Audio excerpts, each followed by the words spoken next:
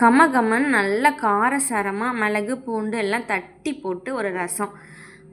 இது பண்ணுறதுக்கு ஒரு மிக்ஸி ஜாரில் 4-5 பல்லு பூண்டு, மிளகா, சின்ன வெங்காயம், 1 ஸ்பூன் ஜீரகம், 1 ஸ்பூன் நல்ல காரத்துக்கு மிளகு நான் இங்கே அரைச்சி பொடியாக சேர்த்துருக்கேன். 2-3 சில்லு தேங்காய் குறைன்னு அரைச்சி லைட்டாக 2 தட்டு தட்டி வச்சுக்கோங்க. ரசம் பண்ணுறதுக்கு ஒரு பாத்திரத்தில் கொஞ்சம் எண்ணெய் ஊற்றி அதில் லைட்டாக கடுகு சேர்த்து, கடுகு கொஞ்சம் பொரிஞ்சு வரும்போது கொஞ்சம் சின்ன வெங்காயத்தை குட்டி குட்டியாக கட் பண்ணி உள்ள சேர்த்துருக்கேன். கருவேப்பிலை இந்த ரெண்டையும் சேர்த்து நல்லா கிண்டி விட்டுக்கோங்க. இது கொஞ்சம் கலர் மாற ஸ்டேஜ் வரும்போது காரத்துக்கு தகுந்தாப்பில் 2 வரமிளகா நான் கிள்ளி ஆட் பண்ணியிருக்கேன். உங்களுக்கு வேணால் நீங்கள் எக்ஸ்ட்ரா ஆட் பண்ணிக்கலாம்.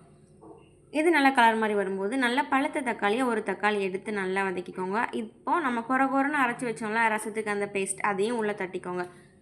இப்போ இந்த தக்காளி, இந்த பேஸ்ட், இந்த இதுவுமே நல்லா மசிஞ்சு வர ஸ்டேஜ் வந்ததுக்கப்புறமா காயம் கொஞ்சமாக அதில் சேர்த்துருக்கேன். காயத்தை சேர்த்து கிண்டி விட்டுக்கோங்க. இது நல்லா 3 மிக்ஸ் ஆனதுக்கப்புறமா நல்லா கெட்டியாக கரைச்சி வச்சுருந்த புளியை அப்படியே நல்லா வடித்து உள்ளே சேர்த்துருக்கேன். உப்பு எவ்வளோ வேணுமோ அவ்வளோத்துக்கு ஆட் பண்ணிக்கோங்க. இதுக்கப்புறமா லைட் 1/2 ஸ்பூன் மஞ்சள் பொடி 3யுமே சேர்த்து நல்லா கிண்டி விட்டுக்கோங்க. கொஞ்சம் ஹீட் ஆகி லைட்டாக சைட்லலாம் முறை கூடி வர டைமில் மல்லி இலையை கிள்ளி விட்டு நீங்கள் இறக்கிடலாம். அப்படியே வேறு பாத்திரத்துக்கு மாற்றி அப்படி சாப்பிடும்போது அப்படி இருக்கும். இது ஆக்சுவலாக சளி இருமல் இருந்தாலும் ரொம்ப கேட்கும், டைஜஷனுக்கும் ரொம்ப ஹெல்ப் பண்ணும். ட்ரை பண்ணி பாருங்கள்.